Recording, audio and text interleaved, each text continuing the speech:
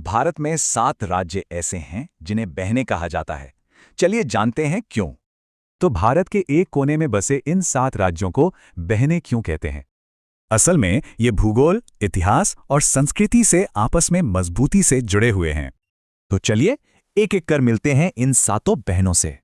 सबसे पहले आसाम, जहां बहती है ब्रह्मपुत्र नदी और महकते हैं चाय के बागान। फिर है अरुणाचल प्रदेश, यानी उगते सूरज के पहाड़ों की धरती। और ये है मेघालय, बादलों का घर, जहां धरती पर सबसे ज्यादा बारिश होती है। मणिपुर, जहां से पोलो की शुरुआत हुई और जहां दुनिया का इकलौता तैरता नेशनल पार्क है। अब बात मिजोरम की, घुमावदार पहाड़ियों और ऊंची साक्षरता दर वाली एक शांतिपूर्ण जगह। नागालैंड, अपनी जनजातियों और मशहूर हॉर्नबिल फेस्टिवल के लिए जाना जाने वाला पहाड़ी राज्य। और आखिर में त्रिपुरा, जो अपने शाही महलों और खूबसूरत पहाड़ियों के लिए जाना जाता है।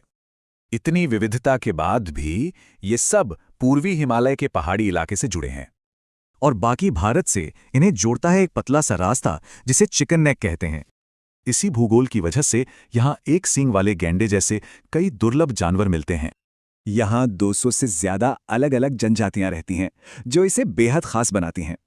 हर राज्य की अपनी एक अलग सांस्कृतिक पहचान है, कोई मातृसत्तात्मक तो कोई योद्धा। आइए इन सांस्कृतिक अंतरों को थोड़ा और समझते हैं। जैसे मेघालय में, जहां समाज मातृसत्तात्मक है, यानी वंश मां के नाम से चलता है। लेकिन वहीं पड़ोस के राज्यों में समाज का ढांचा बिल्कुल अलग है।